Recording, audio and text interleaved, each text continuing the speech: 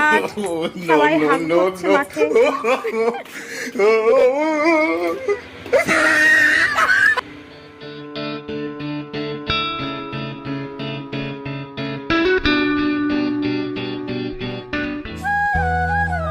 Good afternoon বন্ধুরা, কেমন আছো সবাই? আশা করি সবাই ভালো আছো, সুস্থ আছো। আমিও ভালো আছি। নতুন একটা ব্লগে তোমাদের আরও একবার স্বাগত। তো বন্ধুরা, আজকের ব্লগটা দুপুর থেকে শুরু করেছি। তো দেখো, স্নান টান করে এইদিকে দেখো চলে আসলাম রান্নাঘরে। মা বললো যে চাল ধোয়া রয়েছে, ইন্ডাকশনে বসিয়ে দিতে, তো সেটাই বসালাম। তারপর গাঠি সেদ্ধ করে রেখে দিয়েছিল মা, সেটা বাছতে বললো, তো তাই বসে বসে বাছছি। তো চলো আজকের ব্লগ দেখতে থাকো।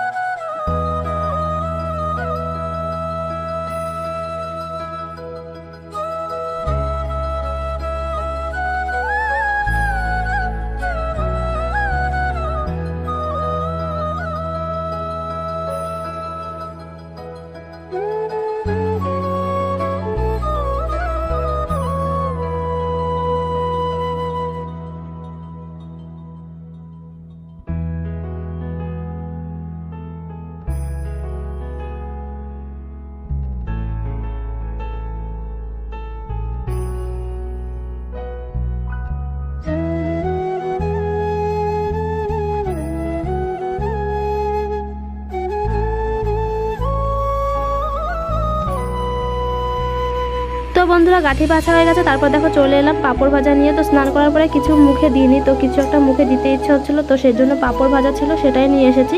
আর এইগুলো মানে কদিন আগেই ভেজেছে মা। আর এখানে তোমরা দেখলে আলুর চিপস ভাজা আর কি, সেটা বাড়িতে মা বানিয়েছে।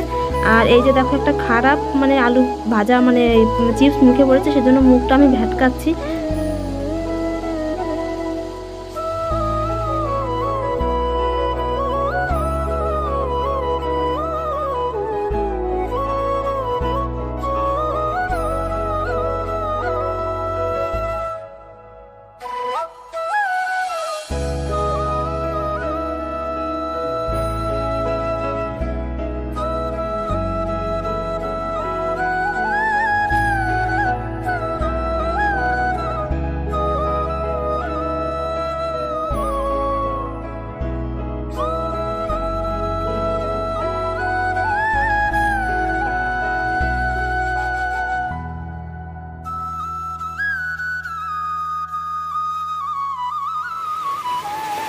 তো গুড ইভিনিং বন্ধুরা, দেখো এদিকে জামা কাপড় ধুচ্ছি বিকালে। আমি জামা কাপড় দুপুরে মানে স্নান করার পরে ধুইনি, তো সেগুলোই ধুয়ে দিলাম। আর কি বলো তো, এখানে না এত রোদের এতটাই তাপ যে দুপুরবেলা ধুয়ে শুধু রেখেই দিতে হবে বালতিতে, নাড়তে আর পারবো না, কারণ মানে জ্বলে যাবে একদম। সেজন্য না জামা কাপড় আমি স্নানের পরে ধুয়ে দিই, কিন্তু আজকে ধুইনি, বিকালে ধুয়েছি। যে ভাবলাম যে একবারে বিকালেই রোজ নাড়ি, তো সেই জন্য ভাবলাম যে একবারে বিকালে ধুয়ে নেড়ে দেবো। তো তাই ধুয়ে টুয়ে দেখো চলে এলাম ছাদের। এদিকে দেখো ছেলের সাথে আমার মা একটু খেলা করছে, আর ওর দুষ্টুমি দেখো।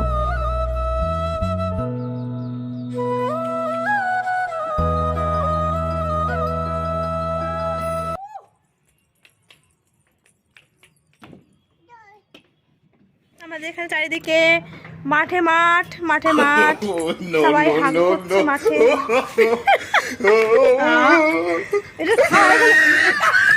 টাকা এখন টাকা ধরো, সে পিঠ লাল করে দেবো আমি। হ্যাঁ,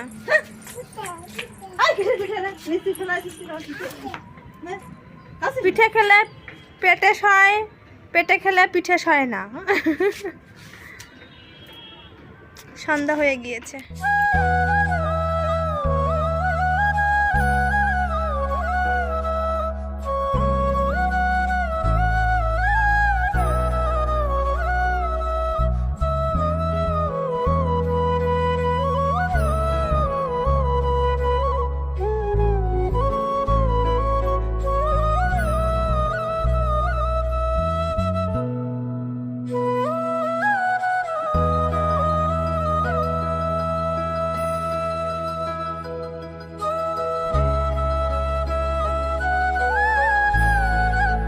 ইভিনিং বন্ধুরা, তো সকাল থেকে কী কী কাজকর্ম করলাম মানে টুকে যেটুকু পেরেছি তোমাদের কাছে শেয়ার করেছি।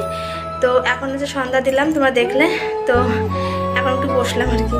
সারাদিন তো কোনো কাজ করি না, তাও বসে বসে দিন কাটছে, তাও আবার বলছি যে বসলাম।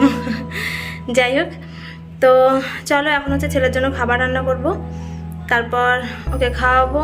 তো চলো রান্নাটা করে নিই।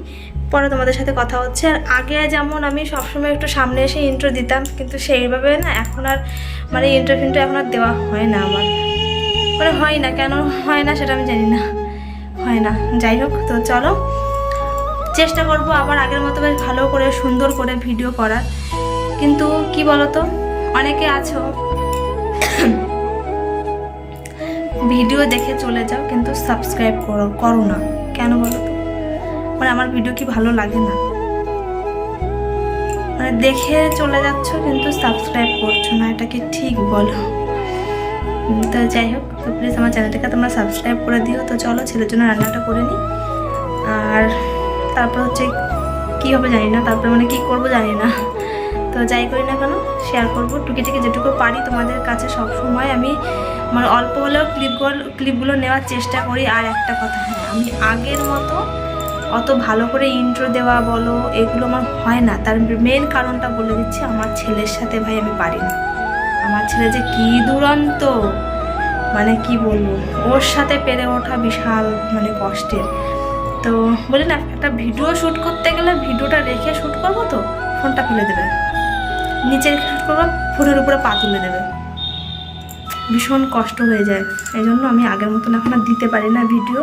আগেও কমই দিতাম, এমন তো না যে রোজই ভিডিও দিতাম, সেটাও না, কিন্তু মানে যেভাবে একটু মানে চেষ্টা করতাম বেশ সুন্দর করে ভিডিও করার, সেগুলো মানে এখন ভীষণ টাফ হয়ে যায়। মানে এখন তো ধরো বাপের বাড়িতে আছি, শ্বশুর বাড়িতে থাকলে ধরো সংসারের কাজ, তারপরে বাচ্চা সামলানো কি কষ্টের, তারপরে আমার বাচ্চা তো একদম আরও বিশাল দুরন্ত, তাহলে তো আর কতটা চাপ হতে পারে তোমরা বুঝতে পারছো। তো ভিডিও এডিটিং করা, শ্যুট করা, সেটা সমস্ত কিছু আমারই করতে হয়, আপলোড করা ভীষণ টাফ হয়ে যায়। এই জন্য মানে হয় না অতটা সুন্দরভাবে। তবুও একটু ম্যানেজ করে নিও তোমরা, প্লিজ আমার পাশে থেকো চ্যানেলটাকে, যাতে আমি একটু ভালোভাবে একটু দাঁড় করাতে পারি। এটা সবারই একটা স্বপ্ন, তাই না? আমারও সেম, জানি না পূরণ হবে কিনা। তো চলো ছেলের জন্য রান্নাটা করে আসি, অনেক জ্ঞান দিয়ে ফেললাম।